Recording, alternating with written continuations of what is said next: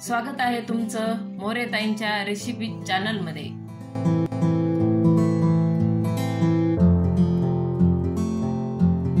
चला तर मग व्हिडिओमध्ये पुढे जाण्याआधी बेल आयकॉन दाबून चॅनलला सबस्क्राइब करा आणि सुरू करा मोरेताईंसोबत आजची ही चवदार रेसिपी बनवायला। नमस्कार मंडळी, आज आपण एक नवीन रेसिपी करणार आहेत, कारल्याची झणझणीत भाजी। आता हे कारले मी स्वच्छ धुवून आणि कापून पण घेतलेत, जास्त वेळ जाणार नाही म्हणून आधी कापून घेतले आणि आतमध्ये असं थोडं जाडजाड बिया होत्या का निबर झालेल्या त्या काढल्या आणि त्याला असं मीठ लावून घेतलेले, पूर्ण कारल्याला आतून मीठ लावलंय। आता आपण हे कारले ना वाफून घेणार आहे, त्याच्यामुळे थोडा वेळ जास्त होईल म्हणून मी आधीच कापून घेतलेत, धुवून घेतलेत आणि मीठ लावून घेतलेले। आता आपण त्याच्या कारल्याच्या भाजीसाठी लागणारे मसाले बघून घेऊ। आता हा मी गरम मसाला घेतलेला आहे, म्हणजे कांदा लसूण मसाला आणि गरम मसाला एकत्रच आहे, 4 चमचे घेतलेला आहे। लाल तिखट घेतलंय, थोडी हळद घेतली, धने पावडर 2 चमचे घेतले आणि आपण कारल्याला मीठ लावलंय ना त्याच्यामुळे अर्धा चमचाच मसाल्यासाठी मी मीठ घेतलेले। कोथिंबीर घेतली, अद्रक आणि लसूण कुटून घेतलाय, शेंगदाण्याचं कूट पण कुटून घेतलेले असं बारीक। आता आपण कारले वाफून घेणार आहे ना त्याच्यासाठी मी कढई ठेवली आणि कढईमध्ये पाणी टाकून ही अशी रिंग ठेवली आणि आता हे कारले ना आपण असे चाळणीमध्ये भरून घेतलेत मी। तर आपल्याला हे वाफून घ्यायचेत। आता ही चाळणी अशी ह्या रिंग मध्ये ठेवायची वर, म्हणजे मग पाण्याचा स्पर्श होत नाही। आता आपण याला झाकण ठेवणार आहे आणि असे चांगले असे दबते का कारले तोपर्यंत आपल्याला उकडून घ्यायचे।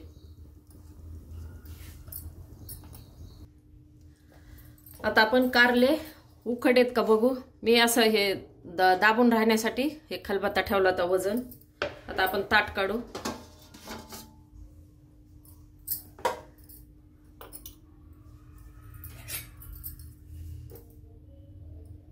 उखडलेत आपले कारले, आता काढून घेते मी।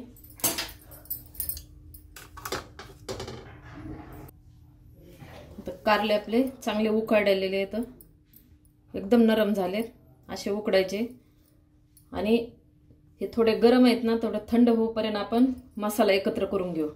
याला बाजूला करते। आता आपण हे शेंगदाण्याचं कूट घेतलेले ते टाकून घेऊ। हे कांदा लसूण मसाला आणि थोडासा गरम मसाला याच्यात तो टाकून घेऊ। लाल तिखट आणि थोडीशी हळद,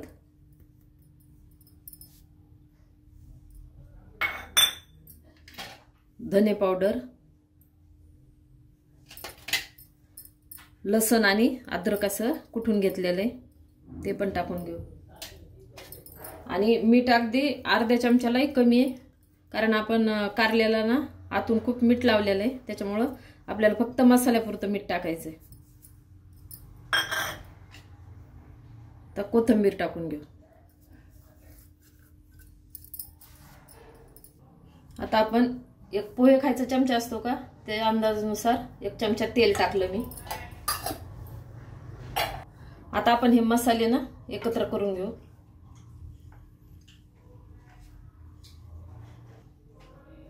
आता मसाला मी एकत्र करून घेतलेला आहे। आता आपण हे कारले उकडले तर याच्यामध्ये मसाला भरायचा आहे आणि याच्यातले मी ना बी काढून टाकलेले। आधी काय केलेले, स्वच्छ धुतलेत कारले बरं का, आणि नंतर कापून घेतले आणि मग बी काढून टाकलं आणि मग आता आपण त्याला वाफून घेतलेले मीठ लावून। तर हे असं गच्च भरून घ्यायचं आणि कारल्याला मीठ लावल्यामुळे मसाल्याला आपल्याला कमी मीठ टाकायचंय, नाही तर परत खरट होत असते मग। आता मी असेच राहिलेले पूर्ण कारले भरून घेते, हे अशा प्रमाणे असे फुल भरायचे, भरलेलं कारलं। हे असे कारले मी पूर्ण मसाला भरून घेतलेला आहे, कारल्यामध्ये पूर्ण मसाला भरून घेतला। आता आपल्याला कारल्याला फोडणी द्यायचंय ना, तर मी काय केले, गॅस पेटवून कढई ठेवले, तेल टाकलेले, आपलं तेल गरम झाले। आता 1 चमचा मोहरी टाकू।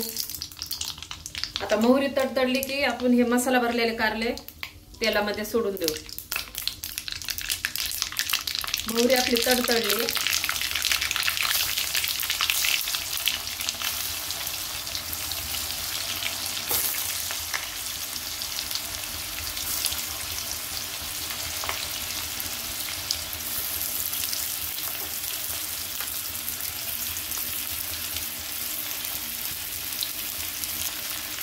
आता आपण पूर्ण कारले टाकून घेतलेले, तर 1 मिनिटभर असेच कारले राहू द्यायचे. आपण नंतर मग याला पलटी मारणार आहे.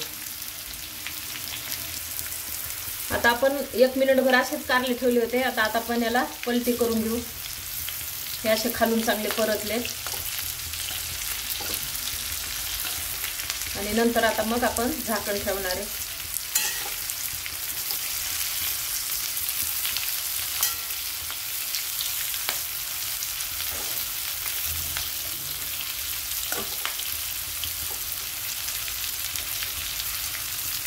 असं माझी पद्धत आहे ना, ह्या पद्धतीने एकदा करून बघा.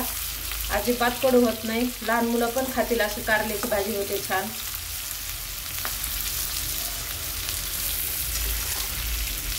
आता हे मी पूर्ण असे पलटून घेतलेले, तर आपण याला काय करणार आहे, थोडा वेळ झाकण ठेवणार आहे.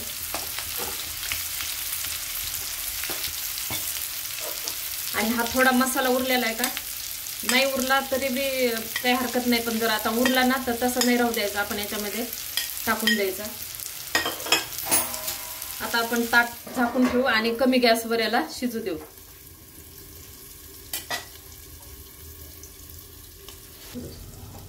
आता आपण ताट काढून एकदा बघून घेऊ.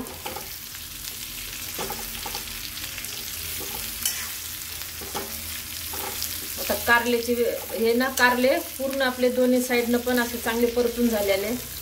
तर तुमचे जर कारले असे चांगले नाही ना वाफवले गेले, तर काय करायचं, आता ताटामध्ये थोडंसं पाणी ठेवून गरम पाणी आपल्याला कारल्यामध्ये टाकायचं, पण आधी असे परतून घ्यायचे, मग खूप छान लागत आहे.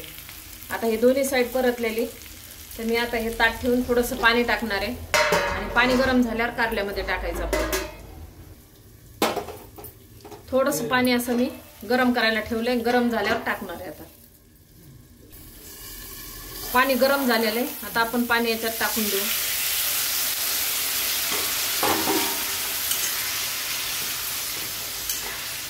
आता पुन्हा आपण ताट ठेवून याला शिजून घेऊ.